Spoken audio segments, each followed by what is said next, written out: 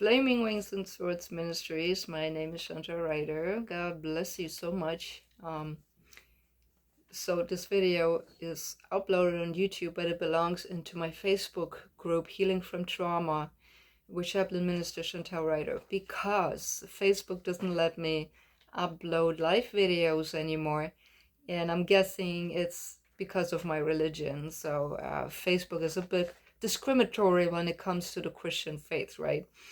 So, but YouTube is open to it, is open to religion and spreading the gospel. So I upload it here and I'll post it later into the group. Sorry for the inconvenience, but it doesn't work any other way. Now let me talk a little bit before we start about who we are and what we do. Now, Flaming Wings and Swords Ministries, U.P.C.I, is an online and offline ministry that serves the community. Online, we do a lot of things. So I specialize in grief counseling, marriage counseling, family reunion, abuse recovery, healing from trauma, suicide prevention, life and business coaching. It's a lot of counseling.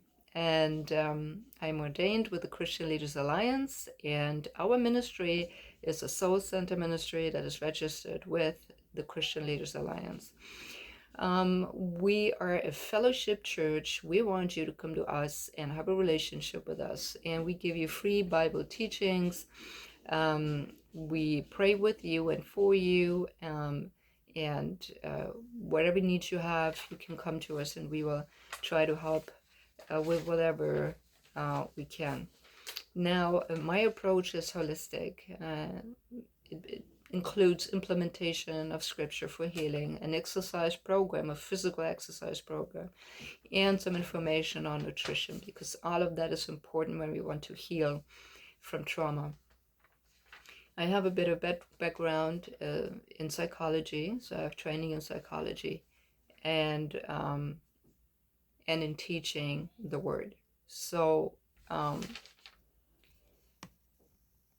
the U.P.C.I stands for United Pentecostal Christians International, but it does not mean that other denominations couldn't talk to us or have a relationship with us. If you're an atheist, a Muslim, a Buddhist, whoever you are, feel free to contact us if you're going through a rough time in your life. So without further ado, let's talk about grief today. So we have talked about the 5 stages of grief after Kübler-Ross, and we have talked about how grief manifests, how it can show itself, how we feel when we're grieving. It comes with so much emotion. It feels unbearable, and very often it is. So that's why we need other people to go with us through our grief. We can't isolate ourselves. It's something that people tend to do. It's the first reaction for everything, right? Someone has financial issues, well, they never tell anyone. They just lock the door and don't tell anyone. And that's bad. How can you get out of that situation if you don't talk to other people, right? Maybe those people don't have the finances to help you, but they might have a solution, an idea on where to get money from in a short time. If, let's say you need $1,000 by tomorrow, and I don't have the $1,000 to give to you, but maybe I know how to get those $1,000 in a lawful way. So don't isolate yourself. If you're grieving, maybe you don't know what to do. Maybe you don't know how to get through that. All those emotions, they're just too much. How do you heal from that? The worst thing you do is you lock the door and you don't talk to other people about it. How can you heal? That's why it's crucial, it's important to seek help even though you don't feel like it, to seek the relationship of other people. And maybe you might think they don't know what you're going through, but I know what you're going through. I suffered the loss of a lot of people that were very dear to me So I shared my personal story about a miscarriage I had, and that involves some grieving. So if you haven't read it yet, feel free to read the article. I posted it in the group. Now, why is it so hard to? Why do we feel so lost after, let's say, a spouse died? And so I'm gonna draw something real quick, and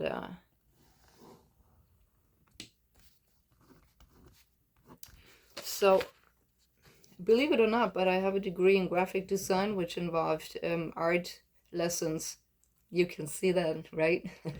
So let's say this is our marriage, okay? And the marriage consists of,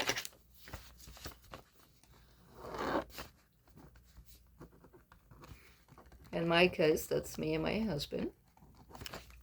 So I put me and my husband here. And then there are some things that we do together as a couple. It might be cuddling, okay? Cuddling, and it might be going to a restaurant. That might be watching a movie. That might be hunting. That might be I might be watching a football game. So I'm just gonna draw a football over here. Oh God, yeah, looks more like an egg, but it's okay. And even simple things like grocery shopping. Okay, put the shopping thing here. And just talking, and maybe some let's see, the opera, um, talking to friends, hanging out with friends. Okay, barbecue. um, what if you have a dog and you walk the dog together, the dog and other pets, children, okay, all of that. So all of that is you together, okay? That's me and my husband. It's all of us together. The both of us together form this unity of marriage, okay? That is our relationship with one another. We are one. God says we are one in this relationship. That's why divorce is so tough on children, because this unity that once was there is now ripped apart. And this is exactly what happens when the spouse leaves us. And now this happens. So all those activities that we did together now suddenly is gone. And we have only half of what was there before left.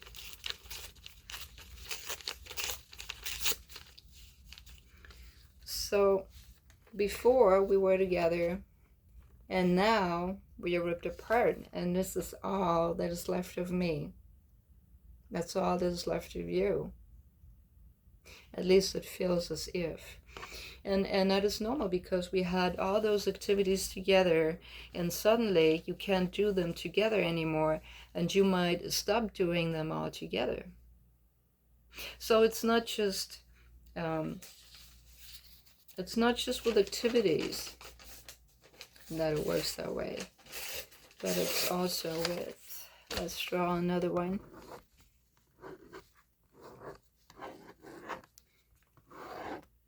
It's also with hopes, wishes, dreams, whatever we work, goals. So works the same way. So we are one in this marriage, right? It's me and my husband together. And now let's say my husband dies. And then again, we had the goals, the hopes, and the dreams together. And now suddenly, this is what remains. So it is activities that are dying with that person. It is hobbies that die with that person. It is communication that dies with that person.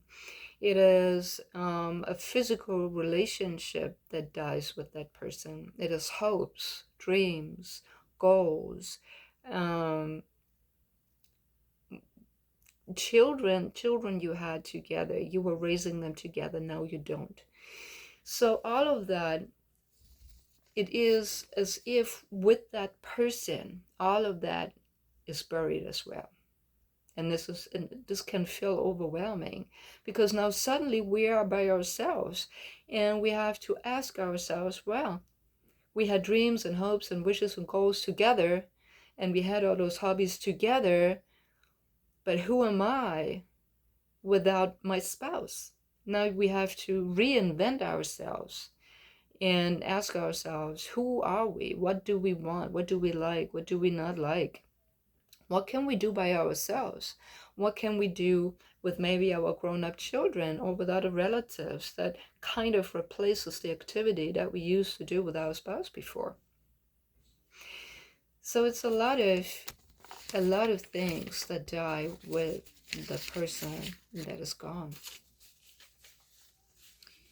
Now, when we're looking at what can we do? What can we do to walk through that? First of all, it is okay to cry whenever you feel like crying. So many people suppress their emotions and then just end up being depressed. I have never counseled one depressed person who said they cry regularly.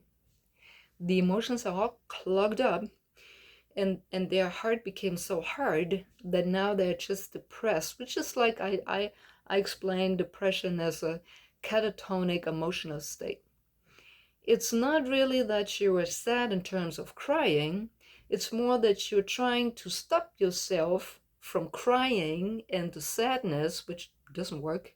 We're created to be able to cry, so it's there for a reason, right? And so it's a very uh, it's something God gave us in order to heal from that sadness and to let steam off and to cope in a healthy way. So, but now we're burying it and we get hard by trying to suppress it and not feel it because we don't want to feel it. And so now it becomes like a catatonic thing, something that is always there that we kind of like have put in ourselves and refuse to let go by just crying.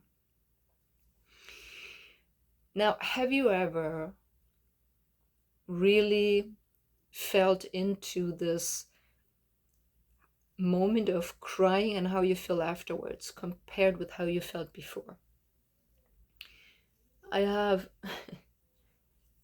so many times, so many times have I cried and I felt so much better afterwards. It didn't even bother me anymore. I had a problem and I allowed myself to be vulnerable. We talked about vulnerability and how important it is when we're grieving.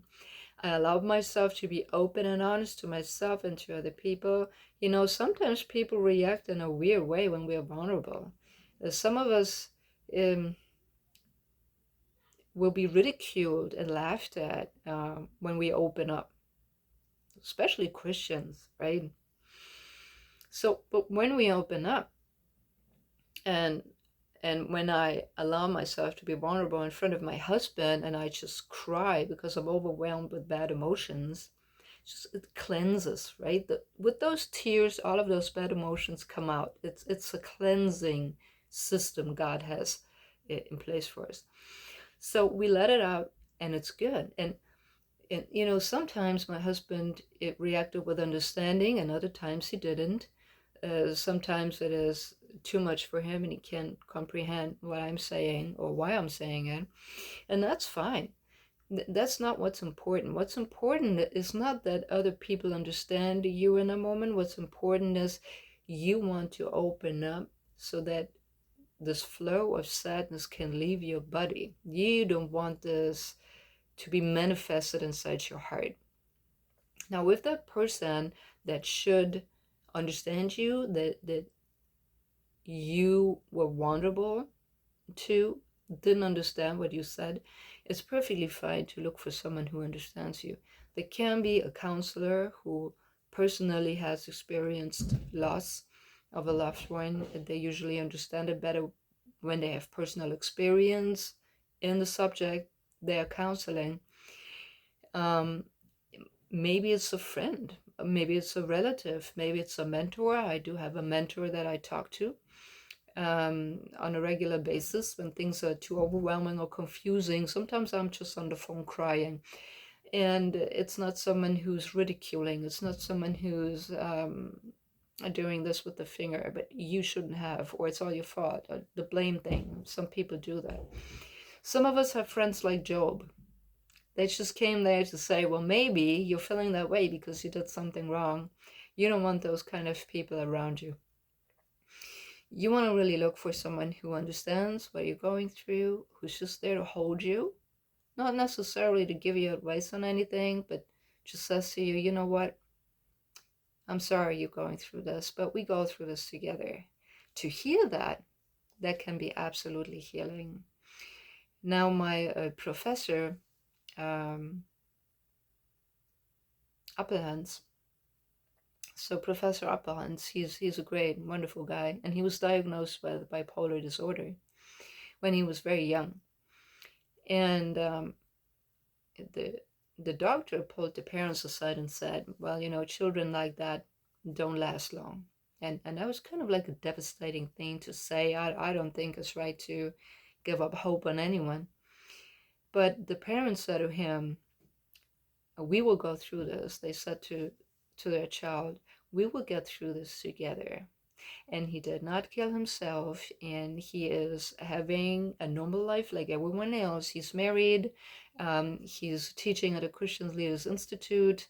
He has a really great course in there about mental health integration into your life, into the Christian world in general. It's a wonderful course. It's a wonderful person, and he said what gave him hope and the power to push through at this tough time of his life was that the parents said, we will get through this together. And that is something I have adapted for my own life. So whenever my children are down, sad about something, when they cannot see the sun through the clouds, then I tell them we will get through this together.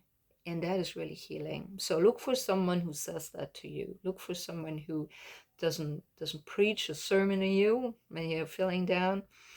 Just go to someone who maybe holds you physically and uh, and where you are allowed to be vulnerable without being made fun of, and where you can just let the emotions that are so hurtful flow out of your body, and so then it won't hurt you anymore. So yeah, this was for today. I hope that understanding why we're grieving so much when the other person is gone, I hope that it really helps you to understand better what you're going through right now. And maybe you could replace some of those things you did before with your spouse. Either you do them by yourself, in memory of your spouse to honor them, or you could do them with your children, or you could do them with a friend. You could do them with a pastor or a pastor's wife or someone who does counseling. Um, but don't give up. Whatever you do, there's always sunshine after the rain. Always, always. So never feel discouraged. And if you need someone to talk to, send me a message. I am available all the days of the week except Saturday, which is my day off. And besides that, whatever issue you have, just contact me and we will get through this together.